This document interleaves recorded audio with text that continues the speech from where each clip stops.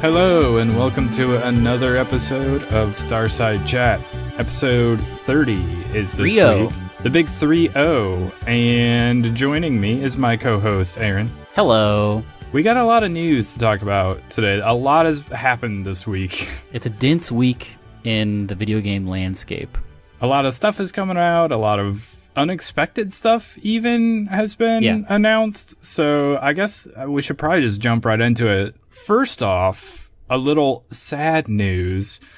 Early on in the week, Activision and Blizzard announced that they were laying off like hundreds of employees. I think it was close to like 800 employees across like all their various studios and companies all over the world. We don't need to spend a whole lot of time on that because Kotaku's been doing like a really good job of writing a whole bunch of articles about this. So I'll just link to some of those. It's pretty important stuff to like know and keep in mind that sometimes, like, as much as we love games, like there is sort of an uglier side to the business. So, and, you know, this all came from this earnings call, or like it popped up because of the earnings call, because they laid off these 800 employees, and then the earnings call, they're like, oh yeah, we're doing so good, we're making so much money. But another important thing about that earnings call, they said they're not releasing any new major games in 2019. Did they say that? Really? I think they said no new IPs in 2018. Oh, well, that's just new IPs. I mean, I guess that makes sense. You expect, like, Call of Duty is still going to be around and everything, but... Oh, yeah, I'm sure. But, yeah, it's just, like, really off for, like, these millionaire executives to be like, look at what a great year we had. Oh, by the way, we're laying off 800 employees. Zach, I just had a thought that doesn't have to do with any of this. Do you think next year there will be a new Call of Duty, but the only difference will be it's a new Blackout map? Interesting. You think, well, I think they would be wise, honestly, to do, like, to compete with, like, Apex Legends, go free-to-play with Blackout. That would be crazy. Make a separate free-to-play Blackout thing. But, like, I actually am not familiar with the Call of Duty release cycle, because doesn't that only come out, like, once every 2 or 3 years? Or am I wrong about that?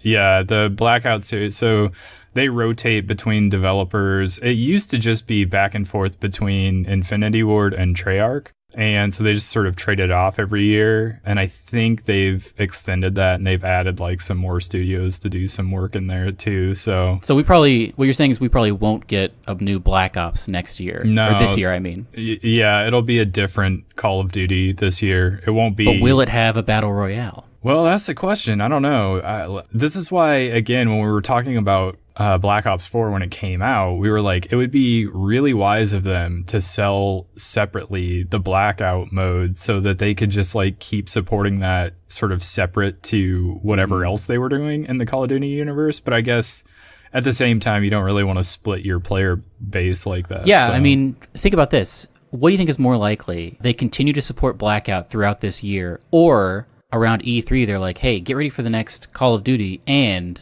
Blackout 2.0. Forget about that other Blackout. We're going to stop supporting that and go full steam ahead into Blackout 2.0 with a brand new map. I mean, I feel like it would be better of them to just add a new map to the existing Blackout and just sort of split it off and go free to play with it. But that means a year where there are 2 Call of Duties you could be playing, though. You know, that kind of takes some shine away from the new Call of Duty they're going to release. It's true. I don't know what the plan is or how they proceed. I think you're right. I think they are going to splinter off Blackout and make its own thing, because right now it is still like inextricably tied to last year's Black Ops, you know? Well, but that's not been like the Call of Duty way either. That's just what I think they should do and what I kind of wish they would do, but they've never been smart enough to do that, because like even way back when, like back in the Modern Warfare 2 days, I was like, you know what? I don't play the single player. I think it's dumb and I don't care about it. I just want more multiplayer. Mm-hmm. So if they would just like lower the price and like split those off, like you could buy the full thing for $60 or you could just buy the multiplayer for like $30, then, you know, I guess maybe people would only take the $30 multiplayer option, and that's bad for them, I guess. But so you're in the camp of there's definitely going to be a new Call of Duty this year, and it's not going to include any kind of battle royale feature. I don't know. I mean, I don't know who's making it. It might be Infinity Ward, and I don't know if they're going to try to do their own Blackout, or their own version of Blackout in the new Call of Duty. If that's just like a new thing that they're going to be doing, because Zombies didn't end up joining any of the other Call of Duties. That's strictly a Black Ops thing. So yeah, that's a good point. It could possibly be that, like you said, when the game came out, like people play the Black Ops line of the Call of Duty games longer than the other ones. Like everybody will go buy the new one and they'll play that for a little while, but people go back to the Black Ops ones. That's true. So it could just be that, I don't know, maybe they're just like they're not going to have Zombies and they're not going to have Blackout in the new one, but I don't know. Do they do a story? Do they do a single player? Yeah, I don't know. I mean, honestly, I have not thought about this at all until we started talking about Activision just now. But now it's a really interesting question. Like, I wonder what we're going to see at E3 in relation to Call of Duty, because it is a yearly release, but I mean, do they just want to keep supporting Blackout? I don't know. I'm interested to see now.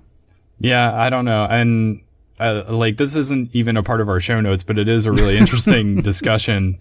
And it's true. I think if you're a Call of Duty fan, you're probably really anticipating E3 to see what their next move is and how they're going to, like, do they keep supporting Blackout? Like, I'm sure they will, because they kept supporting the previous Black Ops, like, right up until the release of the new one.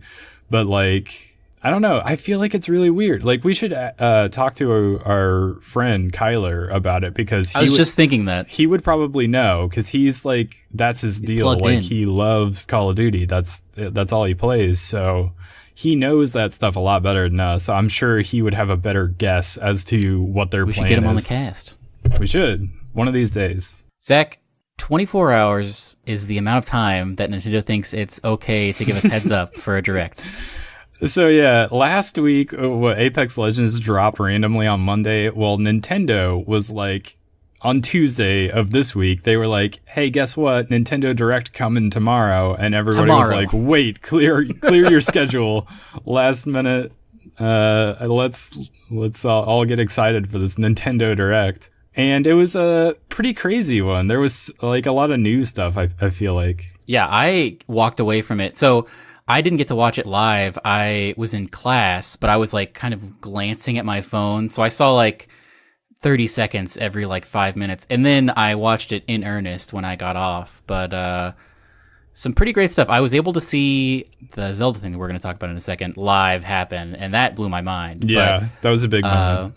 I guess chronologically, the first major thing was Mario Maker 2. Yeah, they led off with Super Mario Maker 2, and I think a lot of people were expecting just like a port of Super Mario Maker 1, and people kind of like freaked out when it was the second game or whatever, and they were showing off that they've added new stuff like slopes, like you can make a slope now in the game where you couldn't do some of that stuff before.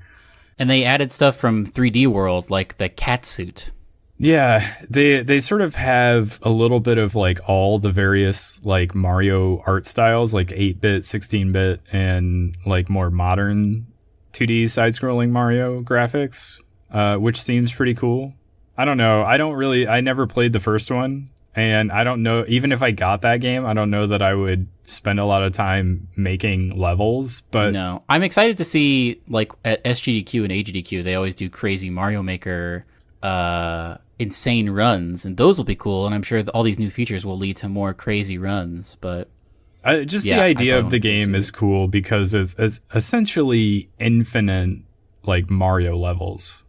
So here's another question I'm going to throw out there as a sidetrack, but Mario Maker 2, Mario Maker 3D, do you think we'll ever have a game where you can make a 3D Mario, like a Mario 64-esque Mario Odyssey style level? Maybe in Super Mario Maker 3. That's how they do that. Maybe they just weren't ready to do it right now. And I mean, they added the 3D land assets. That's what made me start thinking about it. Like, what if you could, like, I wonder, the controls would have to be a lot more complicated, I guess, because you're going to be moving through 3D space. It's like the Dreams game almost, but with Mario.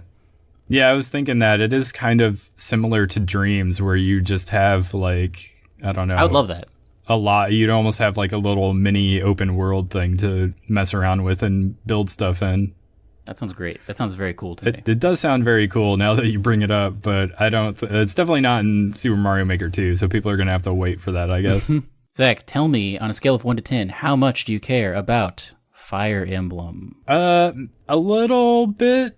I don't know. Like, I've not, like, the only Fire Emblem game I've ever played is the mobile one. And, like, oh, yeah. I forgot about that. I enjoyed that game because it was, like, a solid sort of turn-based strategy game where they had that thing where it was like a rock, paper, scissors type of a deal where this is good against that and this is good against that, but this is good against that other thing. So, like, you could sort of plan and strategize. And so I liked the idea of that. This is like completely different. I mean, I think there is, yeah, it's a lot. There's a lot going on. There's always just like so many characters in like a Fire Emblem game that it's kind of overwhelming, but I don't know. It kind of seemed a little bit like, Harry Potter going to Hogwarts. 'Cause you're like going to a school and there's like, I don't know. It kind of looked like an anime as well. And so I think it was kind of interesting. I'm curious to see what gameplay of it actually looks like, because I feel like you don't get a very good sense from what they showed. Yeah, so it's called Fire Emblem Three Houses, and I have never played or seen any footage of a Fire Emblem game except for like I would like look away because I don't care with my phone. But this looks inscrutable to me. It's very hard, like, from what they showed, it's very hard to get a sense of what you're actually doing in the game and what the game is going to actually be like to play. So, but I think there's kind of a little bit of maybe some persona to it, like, going on. So I don't know, maybe if I... Are you a person? Or is it just a series of people? I guess what I'm asking is, like, is there a singular character, or is it just 30 characters that are all doing stuff and you hop around?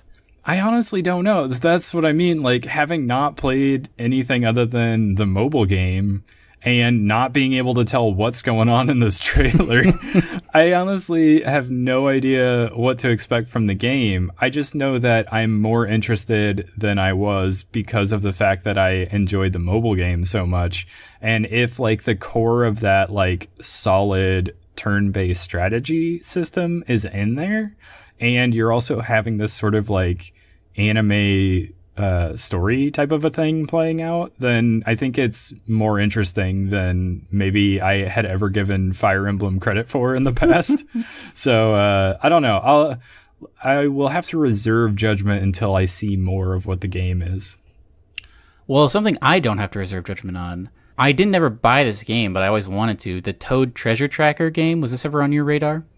Not particularly. I know you talked about it, and I wanted you to pick it up so that we could do a blind spotting on it, because I don't really know much about it. I wanted to, but it is like a $60 game, so I kind of held off. Yeah. So I was like, this looks fun, but also it's basically a game where you play. It should be $30. Exactly. You play as Captain Toad, and you're in these like little almost dioramas that you can spin around, and they're like little puzzles almost. But what was that game? That mobile game that was kind of like that? Oh, yeah. What was that called? Monument Valley? Yes, Monument Valley. That was a great game. I played the second one too, and that was also great. Oh, I forgot a sequel came out. Anyway, it is very similar to that. But they announced, guess what? As of a patch happening later today, every level is now multiplayer, so you can play with a friend, which I was like, that's insane. And also, they're going to have a new DLC with like 15 new levels. So, and if you haven't bought it, there is already like a bundle on the eShop where you can just get both of them for some amount of money. But I feel like this is really cool, and I've been looking for another couch co-op game to play with my girlfriend, and I feel like this is the perfect thing. Yeah, that would be a fun, like, couch co-op sort of puzzle-solving thing to do. And also, like, not super, I don't know, control-intensive, that it's, like, it would be hard for somebody to pick up, somebody who doesn't, like, regularly play games. Yes. Moving along, they had a sizzle reel. Yeah, there was so much stuff happening in this. There was a ton of stuff, because they would be like, here's a giant announcement. Also, here's, like, for the next 30 seconds, here's just, like, clips of some games that are coming out. Unravel 2...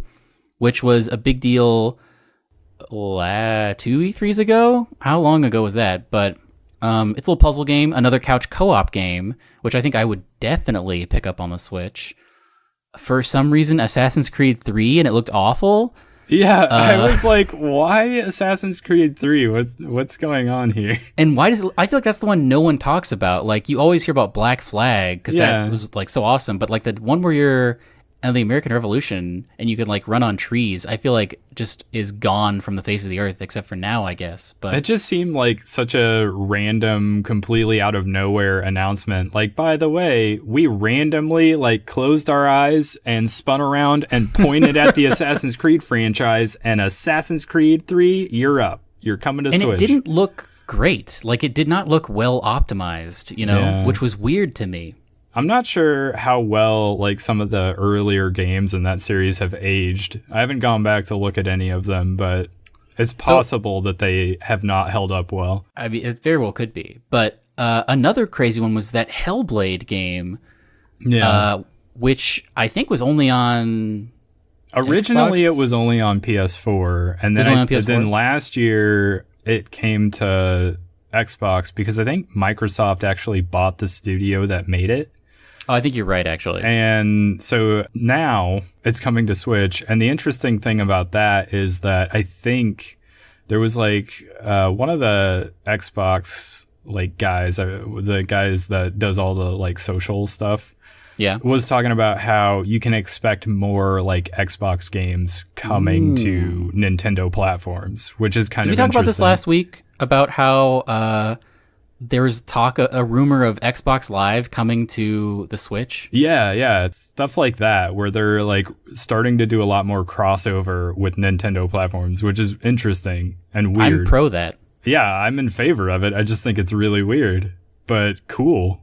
It is super cool. Hopefully we'll get some cross-play. I would love if every platform I played Apex Legends on was the same account, as well as I was so ready for them to say, like, guess what? Also, Apex Legends is on Switch right now. I was kind of hoping that was going to happen at some point during that direct, that they would just be like, Apex Legends now on Switch. We did get a Battle Royale, though. We did. One that nobody would have expected. It's called Tetris 99, and it is Tetris Battle Royale. And I will say, after having played a lot of Tetris Effect on PS4 like last year, and I still sometimes will jump back in and play a little bit more of it. It's just kind of a like relaxing game to just like boot up and play for like 10 minutes or whatever. Mm-hmm. And so I still kind of enjoy Tetris, but that game is such a like visually appealing thing that when you look at like any other Tetris game, it's like not super interesting. So you have to like do something kind of crazy with it. And this is sort of Nintendo doing something kind of crazy with Tetris, where it is like you do have to have that Nintendo, what is it, subscription? The online subscription service. Oh, that sucks. Yeah, because it's a free-to-play game, but it's all online because you're always playing against other people. Yeah, that makes sense. And so basically, you play against 98 other people, and every time you like get one of those Tetrises where you clear like 4 lines or whatever, it can automatically just like assign somebody else in that group of people to like go to, and it'll just like pop up, however many lines on their screen. So not only are they dealing with their stuff, but the lines that you just gave them. And so it can get pretty intense after a while, and people will start dropping out. And that's just sort of how the game proceeds, I guess. Is this the first Tetris game on Switch? I don't know. I've not scoured the Nintendo eStore to see if there were any other Tetris game. But honestly, like my impression of Tetris is that it is built for like mobile devices, because the first Tetris game I ever played was on the Game Boy back in like the mid 90s. So when I think of Tetris, I remember that. And so it seems like Tetris would be perfect on the Switch. Instead of this game, I would have rather them have said, hey, guess what? Tetris Effect now on Switch. But at the same time, because of like the aesthetic of that game, you kind of want it on the biggest screen possible, or VR if you can have it. I would always want a VR. Does this lend credence to our theory that a Tetris block will be in Super Smash Brothers. Oh, that's true. I didn't think about that. But yeah, we did bring that up. We got like the rendering of what Joker is going to look like in Smash, but it was just like on a black background. We didn't get to see any of his moves. Well, and they also didn't scroll or like go around to see his face either. It was just his back or whatever. But that was the most. They were like, I know everyone's looking for Super Smash Brothers news, and we're gonna give it to you sometime. Not right now. Another thing they didn't have was Bayonetta 3 news, which I am eagerly anticipating, but they had something new from that studio, Astral Chain. Yeah, I actually was super into what I saw of this game. Again, you don't get to see a whole lot, so it's hard to tell what the game is going to be, but I liked the world of it because it seemed kind of like cyberpunky. You're in this sort of I don't know, futuristic sort of neon lit cityscape, and you're like fighting monsters, I guess. It's from like the guy that did like the combat direction of Nier Automata, and also somebody behind Bayonetta.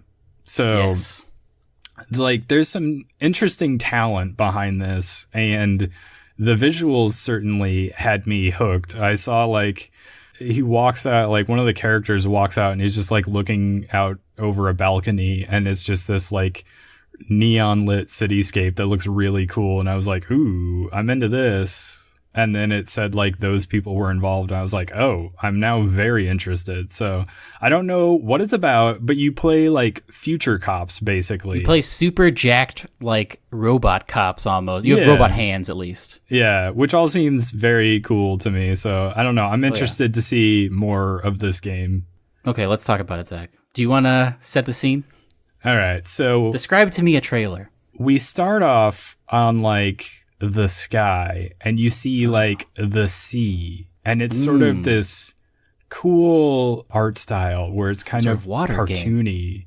Yeah, and it's kind of watery. And then there's like a ship being blown around on the seas, and there's like the sails are, you know, flowing in the wind. Oh, yes. And then all of a sudden you can see the back of somebody's head, and they have a green cap and some pointy ears. Yes. And then it comes around and you see, and it's Link. Oh my God. And the game is a remake of The Legend of Zelda Link's Awakening. I have never played this game. Have you? No, I have not. It seems crazy because it has other Nintendo properties in it. Like there's a chain chomp in it, and there's Goombas in it. I heard, I forget which podcast I was listening to, but they were talking about the original Link's Awakening, and they were like, it's possible that if you played Link's Awakening on the Game Boy back in the day and you had never played a Mario game, that when you went over to play your first Mario game, you'd be like, chain chomps and Goombas and all that, that's from Zelda. But like, obviously, it's,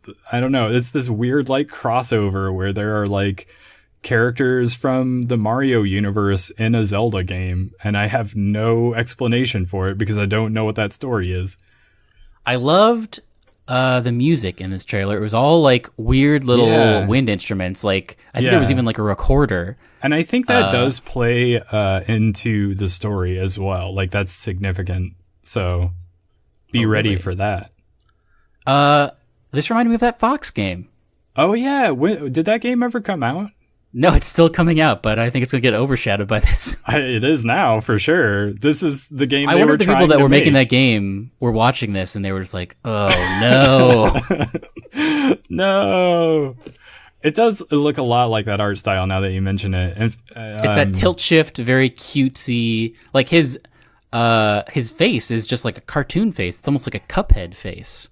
Yeah, and I don't even know how to describe the art style. This is definitely like a first for the Zelda series. Like none of the other games in the series look like this, but which is great. It's great, and it's very cool that this is like a remake of like one of the Game Boy games, because kind of like, you know, they redid one of the original Game Boy Pokemon games. Now they're redoing a Zelda game. They're like kind of bringing those back, because we talked about this I think on even the last episode that we did, where when we're talking about backwards compatibility, we don't just want, you know, here's this game playable now on a new console or slightly remastered. We want those cool like Resident Evil 2. We want Zelda Link's Awakening, but remade for like a modern generation on a modern console. That's what this is. Yes.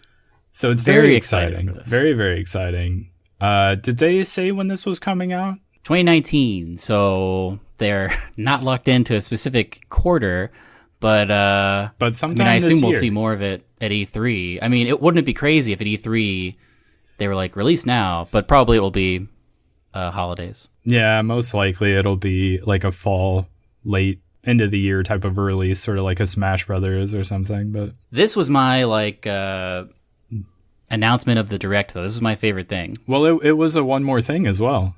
It was, yeah, because they were like, we've got one more thing. Oh man, I love that so much. Yeah. But overall, I would say everyone wanted Animal Crossing or Pokemon news, and yeah, there was nothing on either of those. But I still say this is a pretty solid Direct. It was pretty solid. I mean, they lost me kind of there in the middle, like towards the beginning when they like after they got done with Mario Maker 2, they like went into like 10 minutes on like Dragon Quest stuff that I didn't care anything about. But after that, they brought me back with just like, you know, big hitter after big hitter that I was like, oh, this is all looking really cool to me. And then they ended on, you know, Link's Awakening, and that just knocked it out of the park. So I'm so happy we're going to get more Zelda in this year. Yeah, that is very exciting. That also leads me to wonder, like, what are they going to announce at the Game E3? Awards? Or, E3 is the next thing. Yeah, that's true. I don't know what they're going to do at the Game Awards, man. The Game Awards always has some crazy news you're not expecting. I know. Well, and Nintendo's usually part of that, so... Yeah, like they had the Zelda DLC, and then they had Joker. Like, who can say... but that's always a great thing. Reggie's always there. Yep. Should we talk about this live action trailer? Yeah, so that I'm watching right now for the first time. Yeah, you should watch it. I'll actually start watching it too. I'll link to this in the show notes, but famed director of District 9, Neill Blomkamp. We won't talk about his other movies because they weren't as good. Actually, I didn't even love District 9 all that much, but he has directed a live-action trailer for Anthem, and... It's part of his Oats Studios shorts. I don't know what that is, but yes. Oh, really? You never saw that one with the monster with the hands? The monster with the hands, no. Oh, man. I will show you that after we record this. Okay. But anyway, yeah, it's sort of like an intro to the story a little bit, and it's very cool because... It's a lot of aerial shots of like zooming around this sort of wooded landscape. And then you have, of course, the javelins from Anthem, and they're like flying around in it. And so, yeah, it looks pretty cool. This is basically just designed to sort of build hype for the release of the game. And yeah, it's just a trailer for the game, but it looks like it could be a trailer for like a TV show or a movie. Mm-hmm.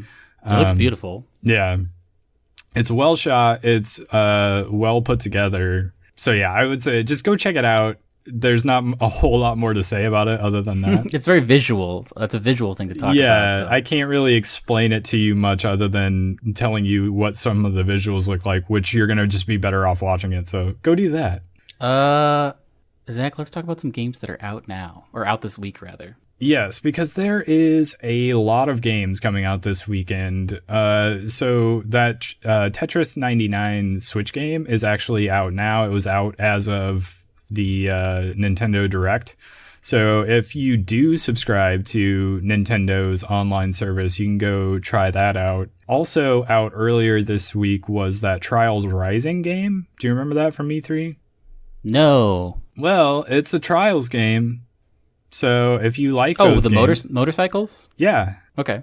And yeah, and there's that one in the conference, the guy like rode up on a motorcycle or whatever. Oh, I do remember that. Yeah. But on the 15th, I did like for February 15th, there are 1, 2, 3, 4, 5 technically games coming out.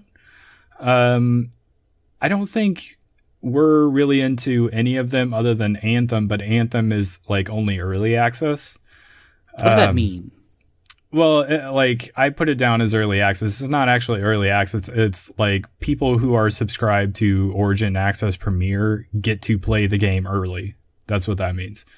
Mm-hmm. But the games that are coming out are Crackdown 3, Metro Exodus, and Far Cry New Dawn, and Jump Force. And that's a lot of games. Mm. I don't think either of us are particularly interested. I do think people would be into Metro Exodus. Like if you were disappointed by like Fallout 76, Metro Exodus is probably the post-apocalyptic shooter that you want. Yeah. I played, what was the last one? Last Light? I don't remember if that was the first or the second. I don't remember which one I played, but I enjoyed it. Yeah, it seemed like maybe the combat is a little Wolfenstein-y. It's like that, but it's like there's scarcity. Like it's all about like scrounging for resources. And there would be times in that game where I would just be like huddled in a corner being like, I only have so many bullets left and they're all shotgun bullets. And when I use my shotgun, everybody comes. So I need to like, it's almost like a mini puzzle. Like I need to figure out how to just not shoot anybody and get out of here because I am not well equipped. And that could be my playstyle, but yeah, I've heard that it's much more survival based but it's a linear story as well, so it's interesting in that way. Yeah, I've heard part of the thing about those games is that it's sort of, do you choose to engage here or like conserve ammo, or like do you end up like just getting through a lot of fights using melee because you're out of ammo? Which I guess if you're coming off of Resident Evil 2, maybe this will be your jam. Because I feel like the Resident Evil games, that's like I guess there's like those games as well. Where you have a very small inventory. Yeah. But anyway, if you're a Fallout, Resident Evil, or Wolfenstein fan, check out Metro Exodus. I feel like it's not as much like Wolfenstein, because with Wolfenstein, there was just this like... you were just like a tank walking around, basically. You could dual wield auto shotguns. Just like the shooting aspect of it. Oh, okay. Yeah, I guess I could see that. Less like the tankiness, but but from a game that looks gorgeous to a couple games that look not good to me, just graphically speaking. Have you seen any of this Jump Force game? Yes, it doesn't look great to me. I enjoy some Shonen Jump animes. It's got all the jumps. I don't know if you know. It's got the max amount of jumps you can have. It does. And conceptually speaking, like I'm on board with that. This whole like fantasy crossover situation where all the jumps from all the shonens are in it together, hanging out and talking about how hungry they are and how much food they wish they could eat. And just the idea that you can like sort of make a character in that world to like hang out with those guys and borrow moves from. Do you make your own character? You do. There's a fairly robust character creator, which would make me want to create an anime character from a not Shonen Jump thing, just so it could be like, hey, look at this anime character hanging out with Goku now. Interesting. But yeah, and then you could sort of like tailor your moveset to have like, I've got moves from Naruto and moves from Goku and all of that stuff. That doesn't make any sense. It doesn't make any sense, but it's kind of crazy if you're like into the idea of like a crossover universe. But I think everything around that concept seems like it's executed pretty poorly. Like, I don't know how much of the graphics you've seen or like any of the cutscenes, but pretty much any time you translate like 2D anime characters into a 3D space, it's going to look a little bit weird.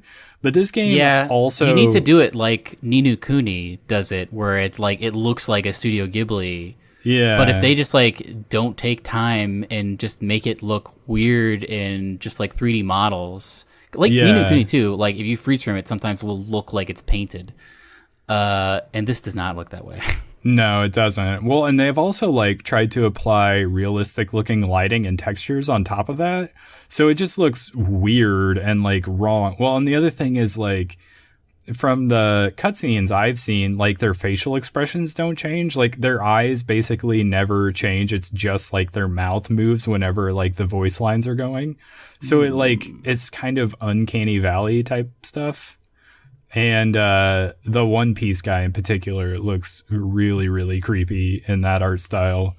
See, this isn't what I want from this kind of crossover. I don't want the fighting. Like, this is what kind of turned me off. Even though that Dragon Ball Z Fighters game looks super fun, I want that Project Dragon Ball Z we were talking about last week, where it's like an RPG and you're running around and it's third person. This fighting, the fact that it is a fighting game kind of turns me off of it. I want that, like, almost adventure game with these characters in it, you know? Yeah, that would be a lot better. Well, and the worst thing, like, because we talked about this in our Dragon Ball Fighters video that we did a couple months ago, where it is a fighting game, but they've done it in like a 3D space rather than keeping it in sort of a 2D space, which I always find like hard to track the enemy, like whether you're trying to land attacks or like dodge or block when it, like, you can't really tell necessarily the distance, but there's also like all these effects going on. So I don't know. It just seems like I don't like when fighting games go 3D.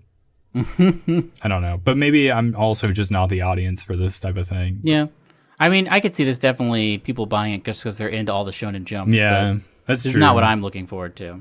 Me neither. And the next game that also doesn't look very graphically appealing is Crackdown 3, which if you've seen any of this game, it looks like it's running on the 360. Like the Xbox 360? Like, it reminded me of the only Saints Row game I've ever played, the one where you're in a computer. Yeah, it is like, it is sort of a little bit cyberpunky, neon lit type of an aesthetic, kind of Far Cry Blood Dragon-y a little bit, like the whole 80s retro future look for like the cars and the buildings, which like that's my preferred aesthetic. I think it's great, but like the game is short. Like I've heard it's only about 6 to 7 hours and it feels very repetitive. Yeah. And is it $60? It is $60. So that was going to be the thing I was going to say. Like if this, so like, do you remember back around like 2008, like around the time GTA 4 came out, like just before and certainly for like years after, like the 360 generation became known as like the open world sandbox generation. Yeah. Like that, all those games were like that type of a game where, and a lot of them were very middling games, but they were like super bare bones stories. Quest design usually amounted to like, go here, kill a certain number of this, and then like, we'll give you like collectibles to go try to find. And it's all about sort of making your own fun type of a thing where they just give you this big open world and you're just going to run around and like blow stuff up basically. Like Red Faction Guerrilla and Prototype were kind of very much in that vein. I loved those games, but like there's been a lot of innovation in like the open world genre since then. And so Crackdown 3 feels sort of like a throwback to that kind of game from like 2008, but I don't know if that's what people want anymore. But I would say, I mean, the two you mentioned were even innovating in their own games because like Red Faction, you had the Geomod where you could destroy everything, and Prototype gave you an insane number of toys to play with. Like you could impersonate people and like do crazy wall running and gliding, and you could like your arm could become 3 different weapons. Like it was a very crazy, cool sandbox to play in. Whereas this is just like, I mean, I haven't seen all the gameplay from it, but it seems like just guns and you can double jump. Yeah, you can double jump, you can punch really hard, you can like pick up a car and throw it, but otherwise it is very like standard like third person shooting mechanics that are like that look like they feel kind of loose to me maybe. You got to mix it up. You have to have a like thing. Watch Dogs where you can hack stuff or well, but that's the thing, like since like the first 2 Crackdown games came out, there've been all these other games like Skyrim and The Witcher and Watch Dogs where the open world genre has like branched out and they're starting to tell more interesting stories and they're like finding more interesting things to do. And like side quests aren't just lame and boring and like fetch quest type of a thing. They like have actual stories going on there. And this game benefits from like none of that innovation. So I don't know why it exists. It is coming down hard on Crackdown. It is on Game Pass. So you could play it. So you could play it if you're subscribed to that. Neither of us are because we don't have Xboxes. But if this thing were like $30 and it was the only thing coming out this weekend and you're like totally down for like a sort of nostalgic for old like open world sandbox games, I would say go for it. But it's a what would get people to play this full retail game. If it was like $40 and also it was on Switch. Yeah, I can see that. And the thing is, this looks like it could run on a Switch. Like, you don't need an Xbox One X to run this. You hate this game. Have you seen any gameplay of this? A little bit, but I haven't really like dove into it. Is that how you? How would you say that? Divin into it. I haven't divin into it. I haven't divined into it is the correct way, I believe. No, but Game Informer, I think, put up like an hour-long video of them playing it. And oh, I saw, they were live streaming it the other day, but I didn't watch it. Yeah, and Jeff Cork was the guy that reviewed the game, and he kept being like, I cannot confirm or deny because my review hasn't gone up yet. I'm not allowed to make any definitive statements about this, and he kept like saying stuff like that. And he was like, you could kind of tell that he was not digging the game, but he was not allowed to say that he was not digging the game. But, yeah, I don't know. It did not look great from what I saw of that stream. 15 years in development? Yeah. So something long. Insane like that? I think I got that number wrong, but it's some insane amount of time that I think is over 10 years. Yeah, I do think it's over 10 years. It might be like 12 years, but like, again, like I'm coming down hard on it, but I am also saying like, it seems like it could be just like a fun sandbox to run around in. So like if you have Game Pass, I would say go for it, but otherwise like don't spend $60 on this game. Something you should spend money on though. Neither of us played Hollow Knight, did we? I didn't. I did not. Well, actually, no. I tried it very briefly, but I did not play very much of it. It looked like a cool game. I watched, I think there was an AGDQ run of it that I watched. Oh, I watched some of that. That was very interesting to me. But everyone loves it, and it's a great game. And you should check it out. It's on Switch. Also, they announced today or yesterday, maybe, that they had plans for this big DLC, and then they were just like, this is too much. We're just going to make a full-fledged sequel now. So there's a sequel announcement. It's called Hollow Knight Silk Song, and you play as a character who I think is in the first Hollow Knight, who is like Hollow Knight but with a giant needle. I think it's a girl Hollow Knight. I also don't know anything about this except maybe they're all bugs. But it looks crazy. There's like 150 new enemies, and there's going to be a new soundtrack. Like, it's a full-fledged sequel. And so people are super excited about it. That seems to be happening more and more often, where a team starts making a DLC and then they want to make it bigger and bigger, and then it ends up becoming a sequel, which I'm totally okay with. I'm finding that that's happening more often. Oh, something we didn't talk about from the Direct, the sequel to Undertale that's like episodic called Deltarune, which had a weird enigmatic demo earlier this year. Or was it last year? Anyway, that's coming out. The first chapter of that is coming out on Switch at some point. I don't remember if they had an exact release date, but that's another weird little indie game that's going to be on Switch. Speaking of things on Switch that we forgot to mention earlier, that Daemon X Machina game has like a demo I think you can play right now on Switch. So if you're interested in that game, you can actually go try that out. Yoshi, right too. The Yoshi's Crafted World also has a demo out right now. I looked for it and I could not find it. Really? It probably is there because I do remember them saying that would be available, but I looked and I couldn't find it. If you did find it, let us know, and maybe I'll just check again and it'll be there. And I'll be like, I don't know what I was talking about, but I know this weekend of all of these games, I'm definitely going to be playing Anthem. There was some confusion. So if you are like an Origin Access Premier subscriber and you're looking at the listing on Origin, like there was some problem in Origin where it like was displaying that the like go live time for it was on the 14th at like some like in the afternoon. That today.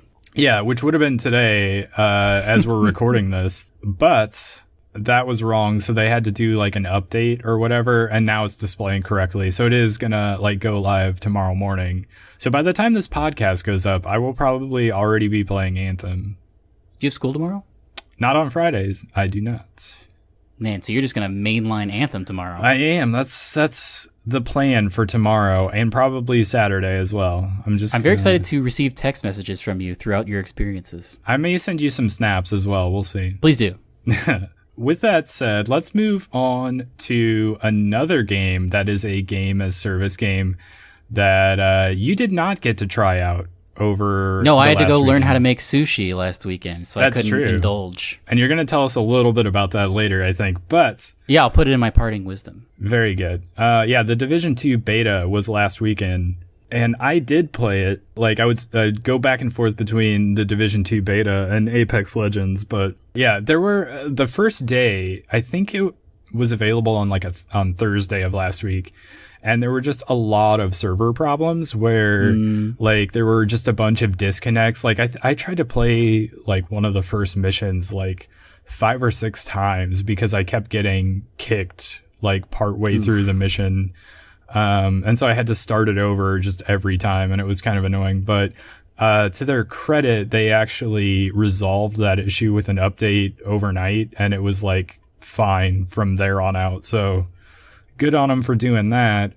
There were some bugs, nothing like particularly game breaking, I don't think. There was like a sound bug that would cause your gun to just like continually fire, like even when it wasn't, and it was like really loud and obnoxious. And there was one time where I like climbed on a crate and then tried to like dodge roll off of it, but then it like glitched me inside of it and I couldn't get out, so I had to kill myself. But those are like weird glitches that I don't know. I'm not going to come down on them too hard for that kind of thing, especially since this is a beta. But do you remember the Division 1 very much? I remember that first mission where you go into the stadium at nighttime, and I remember the mission where you went into like a Saks Fifth Avenue style like department store. Man, I'm trying to rack my brain. I don't remember a ton of. We played that for like, I feel like 20 hours ish, didn't we? Yeah, I mean, we played however long it took to get through the main game, and then not very much beyond that. Man, I don't even. But the reason I ask is there was like a thing that I remember happening in that game that was like not really a bug, just sort of a weird sort of lag thing that happens. That was here again in the Division 2 where like, and you can see it, I put up gameplay on our YouTube channel as just a run through of the, I think it's kind of the equivalent of like a strike. I don't know what they call those or what they refer to them as in the Division, but yeah, I was running through that with the sharpshooter, specialization, and it seems to happen mostly when you're sniping, but I would like scope in on someone and I would fire off a shot, and then like I would almost have to like aim and fire again before the game registered that I had hit the enemy, and like the damage number popped up. It was really weird. It was a thing I remember happening in the first Division game that like never seemed to get fixed. And I don't know if it was just like my internet or my PS4 or what the case was, but so that issue's back. Now, the biggest crime of this beta, no clothing items. Oh, that's a bummer. Yeah, you couldn't get clothing items. That was like one of the fun things about the Division 1. Yeah, getting all those gloves and whatnot. Yeah, gloves and beanies and hats. Coats. Overall impressions, did you come away liking it or not? Well, so more and more I feel like we should take a step back from the Division and maybe like wait and see. I am definitely more in that camp of wait and see, cuz the thing about the Division is if you like that sort of boots on the ground, like modern military cover-based shooter, like I feel like you're going to enjoy this game, especially if you played a lot of the Division 1, because I mean, this game feels basically like you're still playing the Division 1.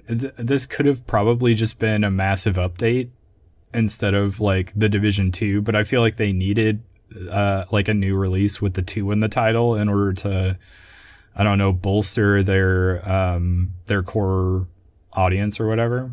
Mm-hmm. But yeah, I feel like if you enjoyed the first one, like you're gonna enjoy just like the game as service looter shooter aspect of like the Division.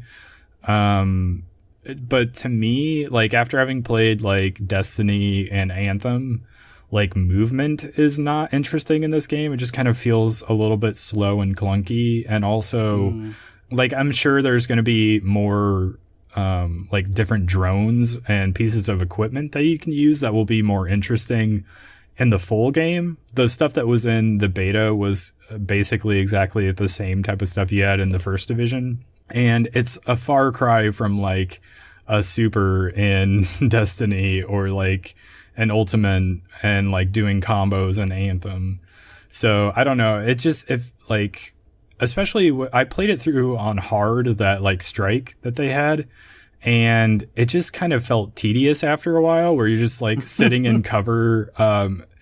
You pop out and you shoot somebody and you run out of ammo. So you have to go back down and reload. And then you do that like 8 times before you finally kill someone. Like I put up on our Instagram a clip of me like walking up to somebody who was hiding on the other side of a car or something. And I could see the top of him. And so I lined up my shotgun. And I fired off every single shot in my shotgun, and it didn't even break his shield. So I reloaded. I just kind of stood there because he wasn't moving. And I reloaded all my shots, and I started firing again. And then eventually he stood up and just like walked to a different piece of cover. And he shot me with like 2 bullets. And I was like, oh, you're about to die. You better get into cover. It was just like, I don't know if I love this as gameplay, but... Yeah, that is kind of not great. And also like third person throwing grenades is never great because you have to like, even if you're sort of fast action running and shooting, you kind of have to stop and like, let me line up this arc and get this arc right so that I throw it in the right spot. And then if you throw it and they just run away from it, it doesn't matter anyway. But also you're like indoors for a lot of, at least that one strike we played, you were indoors a lot. And having to try to arc stuff while you're indoors is like super difficult. So yeah, I don't know. That's not great. And then like the specializations didn't feel like they added a whole lot to the mix. Well, I wonder if they add more once you start to level up. So that is the thing. I do think it will once you're leveling up, because I do think depending on the specialization you have, like your equipment gives you sort of different perks or abilities, I think, where some of them you can only use if you're a certain type of specialization. So I do think that will get deeper the more you like play with those and level them up. It's just the fact that in the beta, the stuff that was playable, it just wasn't very interesting. Because like the sniper rifle just felt like a slightly more powerful version of the sniper rifles you already had in the game. And the grenade launchers felt like just a little bit more powerful version of the grenades that you can already throw. And then the crossbow felt like sort of a middle ground where you could still like kind of line up a precision shot and then it would have an explosive at the end of it. But it was probably the most underwhelming because neither the precision shot or the explosion did very much damage. So they may need to do some tweaking there. But also like... bosses are not super interesting, I have found, in the Division. We kind of talked about this with Anthem. Like, we want interesting mechanics with a boss fight. And, like, the stronghold that was available in the demo of Anthem, like, that boss fight wasn't super interesting, but it was kind of interesting because it was a big thing and it would run around and jump at you and then it would go away for a while. So there were, like, clear sort of stages to the fight. But with this, it's just like, I couldn't have honestly told you who the boss was because it was just another like yellow bar enemy. And eventually you just clear the entire room out and you're like, well, job done. So I don't know who the boss was, honestly, but I don't know. Well, to shift things to a lighter note, should we talk more about Apex Legends? We should, because that's a game I'm enjoying quite a bit more than the Division 2. I am as well. So I downloaded it on my PS4 2 days ago, and I played 2 or 3 matches, and I did significantly better than I did on PC, probably for a number of reasons. But like I'm more used to playing Destiny on console, and it's been a while since I play PUBG every once in a while. But a lot of PUBG is just like lining up super far away shots, which is, I feel like, a different skill than like Apex is a very quick game and you're constantly like close quarters with 2 or 3 people. But I'm loving it, to quote McDonald's. I mainly play as Lifeline or the robot or Bangalore. I've never played as the big guy Gibraltar. Or I don't understand. And also, everyone always chooses the teleporting girl, Wraith. Whose name Wraith. So I've never played as Wraith either. But everything about it, like all the guns are super fun to shoot, and like looting is fun, and movement is fun, and it's just I have nothing bad to say about it. I don't either. This is, that should sound strange coming from me because I've previously not enjoyed battle royales. Like I just have not been able to get into them. But this is like, if you're like me and battle royale wasn't really your genre or your cup of tea in the past, like you should definitely try this game. Because this is the one that like kind of proved to me like how fun it could be. It's the one that sort of sold me on the genre. And I think it is like the heroes and how interesting they are and how fun they are to kind of work together with the people that you're playing with. That's the article I read, the headline too, and not the article, was like it gives everyone on the team something to do. Yeah. So like if you're Lifeline, you're, gearing up to give people stuff. If you're, you like pinging stuff, you feel so helpful minute to minute, Yeah. Like I was telling you, I was trying to play with you and I think you were busy that night. So I just played a round or two by myself and I was playing Lifeline. And like my two teammates went down and I like was able to pull off a couple of quick kills and then like another team started coming in. So I like quickly like snuck through, grabbed their banners and like booked it out of there and like made it over to one of those like respawn areas. And I spawned my two teammates in and we like went and they started gathering weapons again. And that like just that feeling of like, you have your... I did that. Yeah, I did that. Like I was able to bring my teammates back. Like in PUBG, if you could like totally be walking around and think, all right, I'm really kitted out. I'm good. I'm gonna this is gonna be a good game. And then like the next second you're like sniped from somewhere you have no idea. And then it's just game over because you're out. Like if you die. Yeah, it's a much longer range game. Yeah. Which, I mean, it's definitely quieter as well. Like I've definitely played 30-minute rounds of PUBG where I didn't see a single person. I was completely kitted out. And then the last 10 minutes are super stressful. But I feel like I have never not had a hot drop in Apex Legends, which isn't necessarily a bad thing, but it is definitely a very quick... Also, I'm also finding I never look at the map in Apex Legends, and I don't know what that's a function of. If just like the mini-map is slightly bigger or... I don't know, but I just need to play more. Part of it is that the action's happening a little bit more quickly. Yeah. I've had... Like on PUBG, I have one of my mouse buttons bound to look at the map so I can like look at it while I'm running around and stuff. But I did not feel the need to do that in Apex Legends, which was crazy to me. Yeah, I mean, I look at it every once in a while, but I definitely don't look at it as much as I would have in a game like PUBG, which I guess is interesting, and I didn't think about it before, but you know what this game is? Or, like, it's crazy to me that this is not a Blizzard game. Because it seems so obvious to, like, for Blizzard to be like, we need a battle royale because they're super hot right now. We have these heroes. Why didn't we think to make the hero battle royale game? I mean, it's a good point. But also, like, it feels like a Blizzard game in that it's, like, super polished as well. It's kind of like Blizzard is kind of the Apple of the video game industry, where they pretty much never do it first, but they usually do it best or in like the most streamlined, polished way. And it usually becomes a mainstream hit for that. And that's what like Apex Legends is. It's not the first battle royale, but it's like the most streamlined, user-friendly, and like polished of them, at least in my opinion. And like, I can't imagine trying to go back to like Blackout or PUBG after this because of all the niceties that they have in this game. Consistently, I'm looking at Twitch right now, and it is consistently above Fortnite. Like right now, Apex Legends, crazily Overwatch is number one right now for some reason. But I wonder if it's because the new season of Overwatch League is kind of getting underway. Well, so the other thing that happened this week that we didn't mention was that Twitch Rivals did an Apex Legends tournament. I didn't get to. My favorite PUBG streamer, this guy named Chocotaco, who lives in Chicago, has also been playing Apex Legends every once in a while.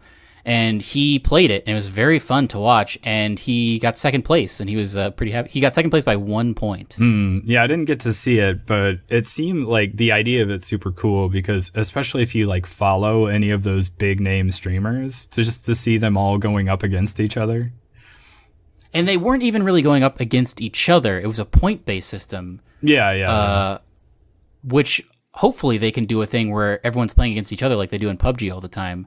But for this one, they were just playing against randoms, but there was like a crazy, like, you got a certain amount of points for winning the match, and you got a certain number of points for every time you killed somebody. And so I think the number one team got the most kills, but Choco Taco's team got 3 more wins, but that didn't even matter because the kills are what matters. But yeah, super fun. I love when Twitch Rival stuff happens. Yeah, I've never actually been able to watch any of those streams in the past, but I think they're up on YouTube. Like, they put the replays of them up on YouTube. So if you want to go check those out, they're available. But I've been watching Shroud play it, and he's super good at the game. So oh yeah, he's amazing at it. Yeah, so that's been fun, just to like see how Twitch has like sort of moved over from like the PUBGs and the Fortnites of the world to Apex Legends. Do you think that's going to hold out?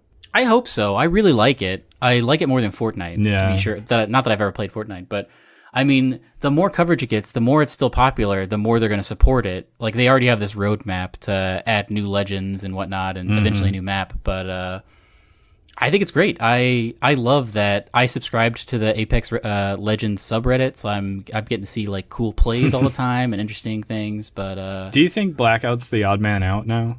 Yeah, no one cares about Blackout anymore. It's either PUBG, Fortnite, or Apex Legends. Yeah, I was gonna say I haven't looked in a while, but I feel like Call of Duty is just sort of falling down the Twitch directory, basically. So maybe when they release Blackout 2 this year. Maybe. Well, I don't know. I don't know that their game really has the hook that something that like Apex Legends or even Fortnite has, and it's not free to play. Also, good point. What a stroke of genius to make it free to play. Also, well, and to like not have any advertising leading up to it. Yeah, like, that was I think it was Vince Ampella who said something about how like it kind of would have been a disaster for them if people had seen, you know, Apex Legends, a free-to-play microtransaction battle royale game from EA. Like, that just, people would have dismantled the thing before it even came out. When you say it like that, like on paper, that seems like a disaster. Right? It sounds awful, but I don't know. So they were wise, I think, to not talk about it before just like launching it and then letting the game speak for itself. And that move has totally paid off for them. I'm sure we'll talk more about it in the coming weeks because hopefully they'll continue to add little tweaks to it. There was patch notes this week. But the last thing I put in the show notes just now is Zygote, which is from that Oats Studios, that Neill Blomkamp Studios.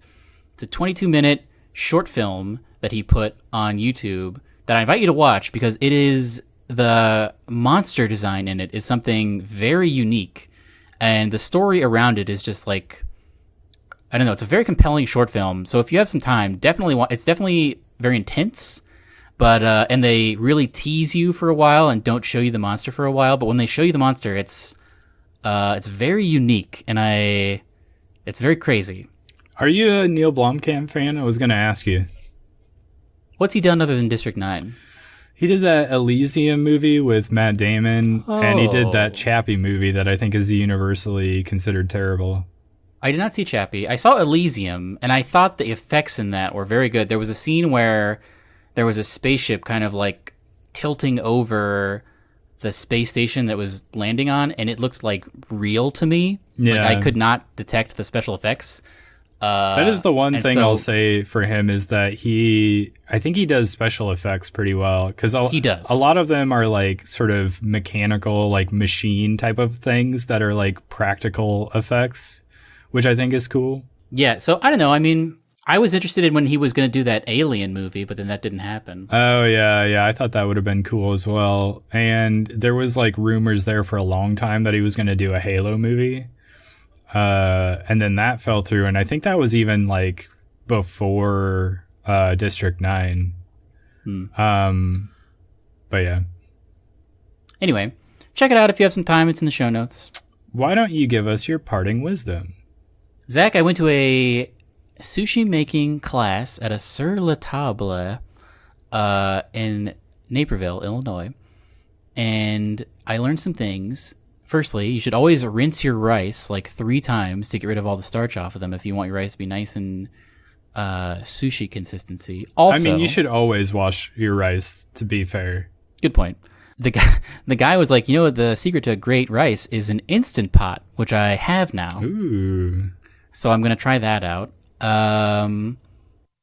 He gave me recipe, but the main takeaways I took away from this are it's always good to have the super freshest stuff and chop it like within an hour of when you're going to be eating it. And just like preparation of the rice is the most important thing. Can you make me sushi? I can. Yes. I will say with some confidence that I can recreate that. I have the packet. I think I probably... Yeah. You know what? I'm going to say I can. Excellent. Because I love sushi. And maybe, yeah. Whenever you come visit, I'll whip you up a batch. So what ingredients do you have to buy for that? It depends on what we made a California roll, a spicy tuna roll, and just like a vegetable roll-up that was like all the veggies in one thing. And all of them are super good. I think my favorite is still the California roll, which has that like faux crab meat in it. But you need like faux crab meat and then... carrots. We use some guacamole. Now, cucumbers, peppers. Would I rock your world if I told you that was not real sushi? How do you mean? Well, that's like Western sushi. That's not like Japanese sushi. Okay. I just thought you should know that. Oh, but what's the real one? I mean, real sushi is more like just the fish on or just either just fish or fish on like the rice. It's not like the California roll type of a thing. I love that California roll. I mean, I love it too. I'm not going to say you shouldn't make that or eat that because it's terrific. But if you were like eating Japanese, or if you took a Japanese person with you to a Western sushi place and they sat down with you to try some, they would be like, what is this? Which has nothing to do with anything, but... Oh, speaking of not having anything to do with anything and Japanese stuff, and we were talking briefly about Jump Force, did you know that the woman who does the voice of Goku also does the voice of Gohan and Goten? In Japanese? Yeah, the Japanese. I must confess, Zach, I don't know that I've ever watched... a not dubbed Dragon Ball Z. Really? Yeah, because I watched it on like Toonami. Yeah, well, I guess growing up, I always watched it on Toonami as well, and so it was always the American. And I haven't watched any of that Dragon Ball Super. Well, that was what I was gonna say. Like when I was watching Dragon Ball Super, I kind of adjusted to the Japanese version, because Crunchyroll only has the subbed version. They don't have the dubbed version. I mean, that's probably the way to... I always prefer subbed to dubbed, but thinking on it, like, I mean, I don't know if I would enjoy like Cowboy Bebop or Trigun. Like those two touchstones were like so classic on Adult Swim, and I associate those characters so much with their English performances. I wonder what it would be like to hear their Japanese ones. Well, and with like Dragon Ball, like even the music is different in the Western version. Really? Yeah, like if you go watch the older stuff, like the stuff we probably watched when we were younger, like on Toonami and stuff, like it wasn't just the voice actors that were different, obviously. Even the music was different. Like you can like go back and look at it. Like if you look up on YouTube like Vegeta's theme, like the American version or whatever, it's totally different. I don't know why I brought know why I brought all this stuff up. But it's interesting.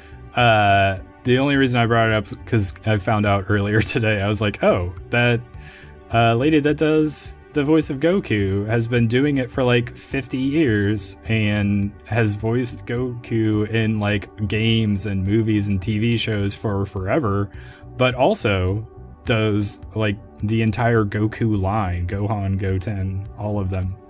Now I gotta go. Like, look up I looked up a YouTube video, a voice of Goku or whatever, and there's this one where she's at this like live event, and somebody brings her this big card of like dialogue, and so she like stands up, and she just like reads through it, and it's like at first it's Goku, and then it's like Gohan, and then it's Goten, and like back to Goku again. Man. And she just like cold reads it and does all the voices, and everybody in the audience is just like freaking out every time it switches to a different character and back. That sounds awesome. It was pretty cool. But yeah, I don't know why I brought that up, but I thought it was fun. Now we got to add a Zach's parting wisdom. I mean, I don't know if you'd call that wisdom. It was just like Zach's random fact of the day. Ooh, I like that. Maybe we will add that to the thing, but then I would have to start coming up with random facts. You'll have to see if we do it next time. On another episode of Starside Chat. Thank you for joining us. Follow us on Twitter at Starside Cafe and send us an email at starsidecafe@gmail.com. Leave us a rating if you're listening on iTunes, or leave us a like and a comment if you're watching this on YouTube, and we'll catch you on the next one. Goodbye. Goodbye.